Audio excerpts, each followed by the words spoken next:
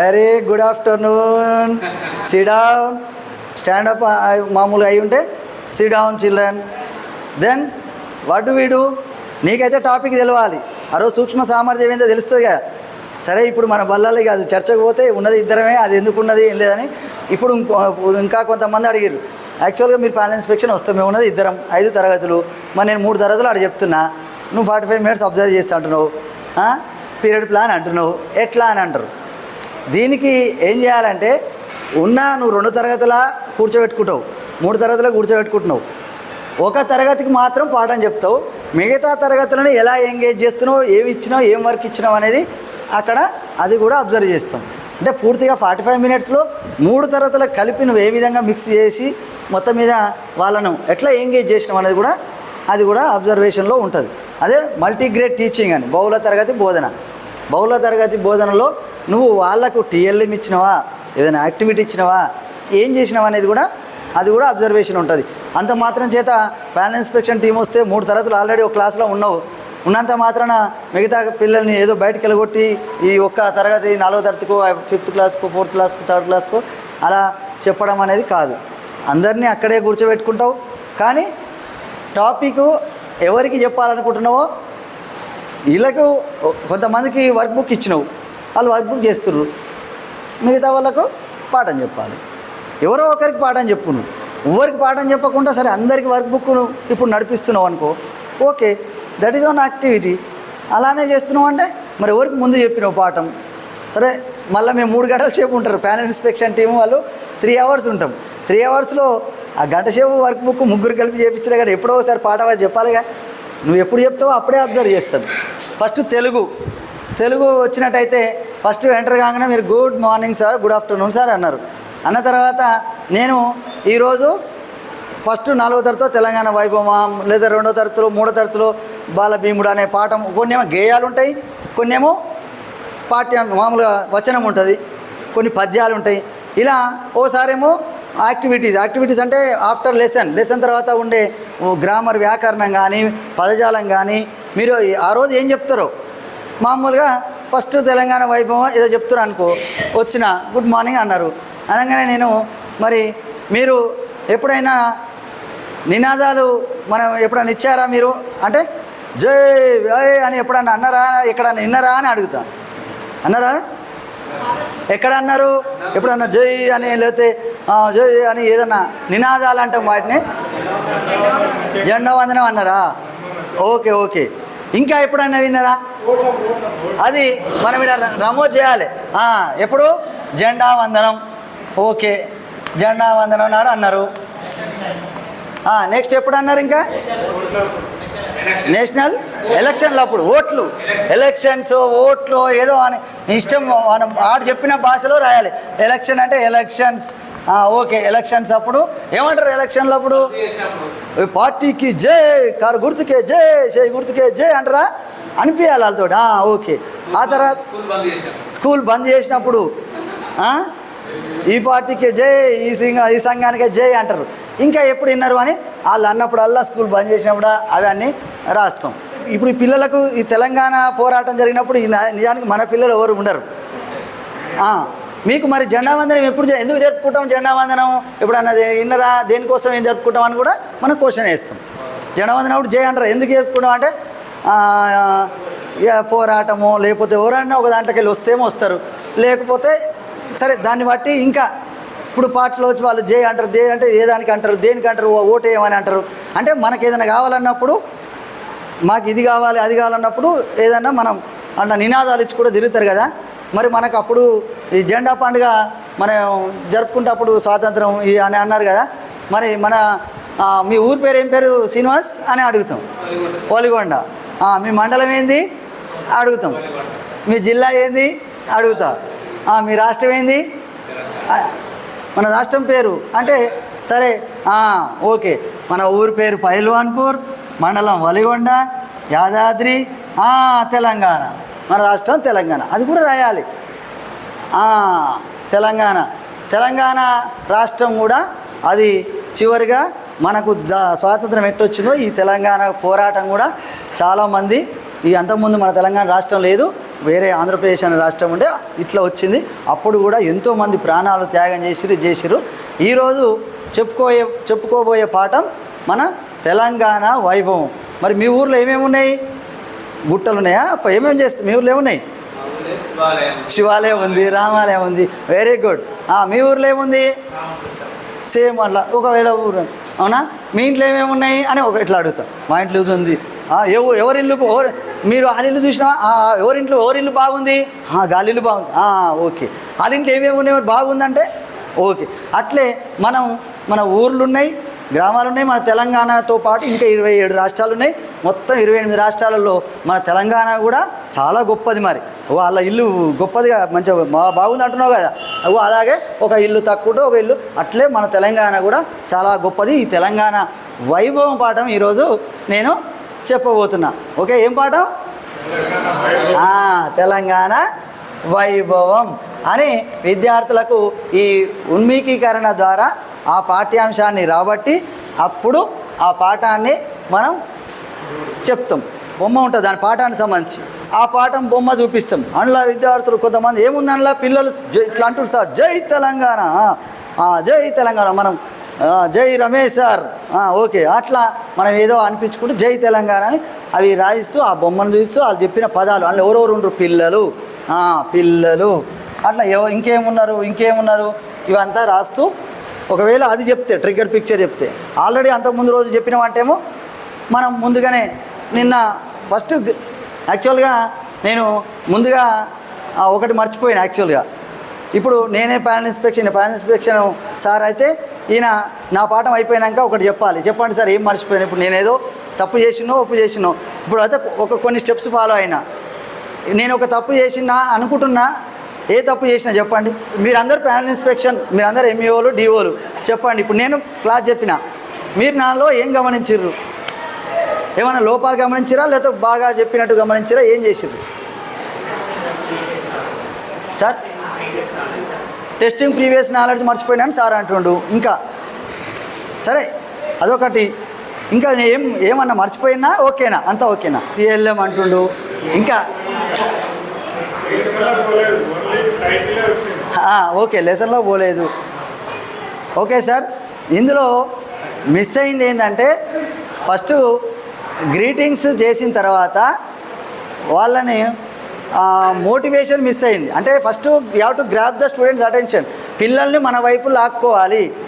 Warm up activity miss అయింది. Warm up activity అంటే ఏంటంటే భిక్షపతి ఇలా అన్నం తిన్నావా? ఏం కూర? ఓకే, నువ్వు బాగా ఈరోజు మంచిగా నవ్వుతున్నావమ్మా. వాళ్ళ ఏం తిన్నావు అంటే ఈరోజు నీ బర్త్డేనా, మంచి కొత్త డ్రెస్ వేసుకున్నావు అంటే విద్యార్థులకు సంబంధించి ఏదో ఒకటి మాట్లాడుది ఆ రోజు మన పిల్లల్ని మనకు ఆకర్షించాలి. ఇదొకటే కాదు, ఓ పల్లె నా తల్లి కల్పవల్లి కన్నా రుణము ఎట్లా తీర్చనమ్మా రంగవల్లి అని ఇప్పుడు ఏదో ఓ పాట వాడినాను. ఇట్లా వచ్చి ఒక పాట పాడతా ఈరోజు అనుకుంటా. నేను రాగానే గుడ్ మార్నింగ్ అనుకుంటా ఓ పాట వాడినా. ఈ పాట ఎట్లుంది, దేని గురించి వాడినా? పల్లె పైల్వాన్ ఊరు పెద్ద ఇట్లా ఏదో ఆ ఊరు గురించి వాడినాను, నేను ఏ దాని గురించో వాడినా. లేకపోతే వచ్చి కమాన్ నేనేదో బొమ్మ వేసిన ఏంటిది ఇది అని అడుగుతా. పిచ్చి గీత, వెరీ గుడ్. ఇదేంది అని అడుగుతా. ఇదెవరు? సార్. ఆ విధంగా అప్పుడు పోయిన అనగానే ఒకడు పిల్లవాడు ఏదో అనగానే మిగతా వాళ్ళు అందరూ అలర్ట్ అయిపోతారు. అది మిస్ అయిన. Grab the attention. పిల్లవాళ్ళను మన వైపు ఆకర్షించాలి. నువ్వు స్టాండప్ స్టేడియం కూడా చెప్పొచ్చు. వామప్ యాక్టివిటీస్ అంటే ఒకటే కాదు, ఆట పాట మాట. ఈయన టీఎల్ఎం అన్నాడు, నువ్వు ఫస్టే. అదే నేనేమంటున్నా అంటే రెగ్యులర్ క్లాసులనే ఉంటావు, కానీ యాజ్ ఎ మోడల్ క్లాస్గా ఎలా ఉండాలి అనేదే నేను చెప్తున్నాను అంతే సార్. ఉన్న కొద్ది మందినైనా మనం ఈ విధంగా ఆకర్షించాలి. ఏదో ఒకటి మాట్లాడాలి. ఫస్ట్ రాగానే మాట్లాడు, అంతే సరిపోతుంది. ఓకేనా సార్? వాళ్ళ గురించి మాట్లాడు. ఈరోజు తిన్నావా, ఏం తిన్నావు, వాడు చికెన్ తిన్నాడంట, వాళ్ళు తెచ్చిరా చికెన్ ఓనికి ఇట్లా ఏదో ఒకటి మాట్లాడిన తర్వాత పిల్లలందరూ మన వైపు ఆకర్షించిన తర్వాత లేదా stand up, sit down, close your eyes, open your eyes, అట్లా ఏదో యాక్షన్ చేసిన తర్వాత ఒక మోడల్గా పిల్లల్ని మనం ఆకర్షించడానికి వామప్ యాక్టివిటీస్ అనేవి ఉంటాయి. నువ్వు ఆట ఆడిపిస్తావా, మాట్లాడిపిస్తావా, పాట పాడిపిస్తావా, ఎగురుతావా, దుంకుతావా, నువ్వేం చేస్తావు అనేది అది నీ ఇష్టం. ఒక రైమ్ చెప్తావు అంటే అకార్డింగ్ టు ద లెసన్ ఆ టాపిక్కి సంబంధించిందే మనం ఒక వామప్ యాక్టివిటీ కూడా చేయొచ్చు. అందరు నిలబడరా ఇప్పుడు జై అందమంటారా, తెలంగాణకి జై, రమేష్ సార్కే జై, పైల్వాన్పూర్కే జై అనండి. అదే వామప్ యాక్టివిటీ. అంతేనా సార్? ఏదో ఒక వామప్ యాక్టివిటీ కావాలి మనకు. ఏది జై అనే మాట ఏదో నినాదాలు ఇచ్చినట్టు కథం అయిపోయింది వామప్ యాక్టివిటీ. అందరూ అయ్యగా తీయతేనియ సోన నా తెలంగాణ, వీర చరితలకు నా తెలంగాణ అంటూ ఆ పాట పాడతావు నువ్వు రాగం ఏదన్నా ఒక ఆ పాఠ్యాంశాన్ని మనం చెప్తాం. ఈ పాఠ్యాంశాన్ని చెప్పిన తర్వాత ముఖ్యంగా ఈ కీలక పదాలంటే కీలక పదాలు ఎప్పుడు రావాలి సార్? కీలక పదాలు పాఠం చెప్పక ముందు కూడా కొంత నువ్వు ఫీడ్బ్యాక్ ఫస్ట్ క్వశ్చన్ నువ్వు మోటివేషన్ ఏదైతే చేద్దాం అనుకుంటున్నావో అప్పుడు మీ ఊర్లో ఇది ఉందన్నావుగా, తెలంగాణలో ఏడన్నా చూసినావా? ఏ ఊరుంది? యాదగిరిగుట్ట, భువనగిరి కోట, చార్మినార్. ఒకవేళ పిల్లలు ఏమన్నా చెప్తే అవన్నీ ముందుగానే నువ్వు పాఠ్యాంశానికి సంబంధించిన కీలక పదాలను నువ్వు రాబట్టాలి. ఈ మౌఖిక సామర్థ్యాలు అయిపోయినాయి. ఈ మౌఖిక సామర్థ్యాల సాధన అంటే నువ్వు పిల్లల్ని వివిధ క్వశ్చన్లు అడగడం ద్వారా నువ్వు సమాధానాలు రాబట్టినావు. అందుకని ఇది ఒక 2 నిమిషాలు 3 నిమిషాలు ఇది ఒక టైం అని కామన్గా. ఆ తర్వాత కీలక పదాలు కూడా రాసేసినావు. ఈ బోర్డు పైన నేను ఆల్రెడీ ఇట్లా కొన్ని రాసినాం, ఇంకా కొన్ని రాస్తాం. రాసిన తర్వాత ఏం చేస్తాం? పఠన కృత్యాలు. ఇక పఠన కృత్యాలు అంటే కొన్నిటికేమో పాఠం ఉంటుంది, ఒకటేమో గేయం ఉంటుంది, ఒకటేమో ఎక్సర్సైజెస్ ఉంటాయి, ఇక రకరకాలుగా ఉంటాయి. సరే, దాంట్లో భాగంగా మనము ఆ విద్యార్థికి ఏ యాక్టివిటీ చేస్తే ఆ పాఠం సరిగ్గా అర్థమవుతుంది. కొన్నేమో దానికి సంబంధించి ఇప్పుడు గేయం రాగయుక్తంగా పాడడం, మళ్ళీ వాళ్ళతోటి పాడించడం, దానికి సంబంధించిన వాళ్ళ చార్ట్ తీసుకుపోవడము, ఆ తెలంగాణకు సంబంధించిన మొత్తం గొప్ప కట్టడాలు, ఆ వైభవం సంబంధించింది, భద్రాద్రి రాముడు లేకపోతే ఏదైతే గేయంలో ఉన్నాయో అవన్నిటిని కూడా నువ్వు ప్రదర్శించేటట్టుగా నువ్వు ఏం చేస్తావో ఆ యాక్టివిటీ.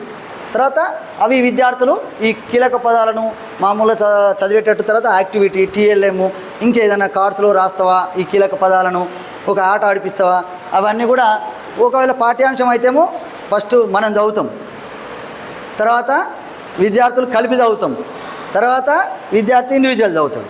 ఇది తెలుగులో. ఇంగ్లీష్లో డిఫరెంట్గా ఉంటుంది. ఇది తెలుగులో ఫస్ట్ మనం చదువుతాం, తర్వాత ఇద్దరం కలిసి చదువుతాం, తర్వాత ఇండివిజువల్గా స్టూడెంట్ చదువుతాడు.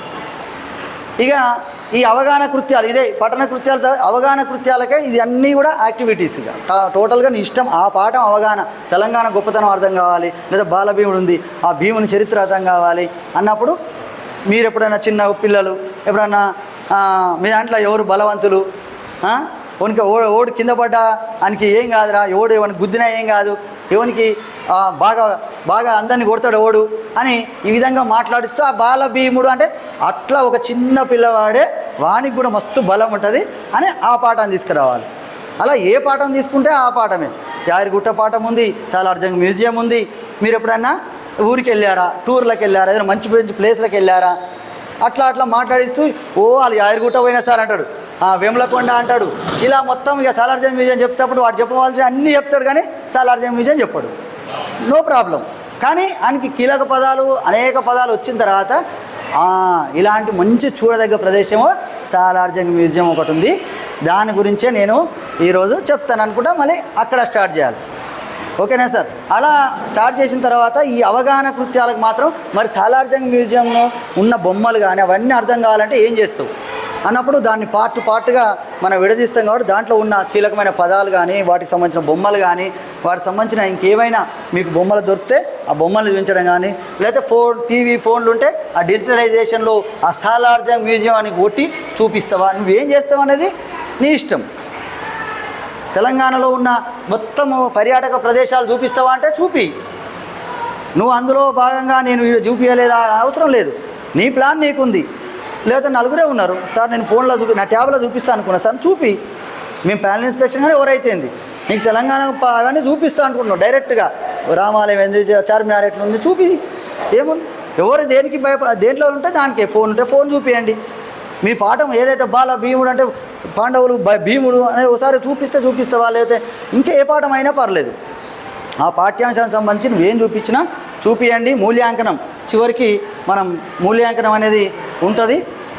అంటే ఆటోమేటిక్గా ఆ పాఠ్యాంశానికి సంబంధించి అనేక క్వశ్చన్లు విద్యార్థులతో ఇంటరాక్ట్ కావాలి, క్వశ్చన్ వేయాలి, ఆన్సర్ రాబట్టాలి. తర్వాత మనం ఈ అభ్యాస పత్రాల సాధన అంటే వర్క్ బుక్. ఈ వర్క్ బుక్ని మనం పూర్తిగా ఈ అభ్యాస పత్రాలు చేయడం, కథా సమయం కూడా ఉంది. కానీ సరే, ఈ తెలుగులో మనం 90 మినిట్స్ అబ్జర్వ్ చేస్తే ఇది అంతా 45 మినిట్స్ అయితే ఖచ్చితంగా అబ్జర్వ్ చేస్తారు. మీ స్టెప్స్ చూస్తాం సార్. మినిమంగా టీచర్ కనీసము స్టెప్స్ ఫాలో అవుతుండదు. కనీస స్టెప్స్ అంటే సింపుల్గా పాఠం చెప్పక ముందుకే డైరెక్ట్గా ఇప్పుడు మేము జర పోయి చెప్పండి సార్ అన్నాం అనుకుందాం. వచ్చిండే సీన్ సార్ జర పోయి చెప్పండి అనగానే సీన్ సార్ పోయి అందరూ బుక్ తీయండి రా, ఇలా తెలంగాణ వైభవం బాలభీముడు తీయండి, తీసిరా బాలభీముడు చూడండి అంటే this is not the right way అన్నట్టు ఉంటుంది. కాకుండా కొద్దిగా మోటివేషన్, పిల్లలు స్టాండప్ సిడౌన్ కొంచెం ఓకే బాగున్నారా రైట్. తర్వాత మనం మరి నిన్న ఇప్పుడు ప్రీ కాన్సెప్ట్ కూడా మనం చేయొచ్చు. నిన్న మనం ఏమేమి నేర్చుకున్నాం, నిన్న బల్లెకి వచ్చినారా అందరూ? గడ రాలేరా? ఓకే ఓకే చూడాలి అందరూ వచ్చారు. ఓకే, ఎక్కువసేపు కాదు సార్, 2 నిమిషాలు 3 నిమిషాలు. నేనేమన్నా ఇప్పుడే చెప్తున్నా చూడండి. నేను అందరూ వచ్చారా ప్రీ కాన్సెప్ట్ వచ్చి అరే నిన్న గిడు రాలే, అరే ఎడిపోయినారా అయిపోయింది. సరే నిన్నేం నేర్చుకున్నావు, దాని తర్వాత ఇప్పుడు ఏం పాఠం ఉంది కాదు, అది కూడా అయిపోతుంది. ఇంత 2-3 నిమిషాలకి ఏమవుతుంది సార్? ఎక్కువసేపు పట్టదు సార్. కానీ నువ్వు పిల్లవాడిని సార్ వినేటోడు లేకుండా నువ్వు చెప్పేటోడు నువ్వు ఎంతసేపు చెప్తే ఏం సార్, అది ఏం వేస్ట్. అది నువ్వు ఎంత పాఠం అంటున్నావు, పాఠం చెప్పాలి, కంప్లీట్ కావాలి, వాడు వినాలి కదా. కాబట్టి వినాలంటే నువ్వు కనీసం విద్యార్థులకు మోటివేషన్ చేయాలి. సార్ నేను మోడల్ చెప్తున్నా, ఇక నేను అందరం ఇట్లా చేస్తున్నామా చేస్తలేమా భలే సాధ్యమా అసాధ్యమా అనేది తర్వాత అంశం. As per according to the period plan నేను చెప్తున్నా అంతే. మీరు దాన్నే ఫాలో అవుతారా, కొద్దిగా అటు ఇటు ఫాలో అవుతారా, అది మీ ఇష్టం. ఓకేనా సార్?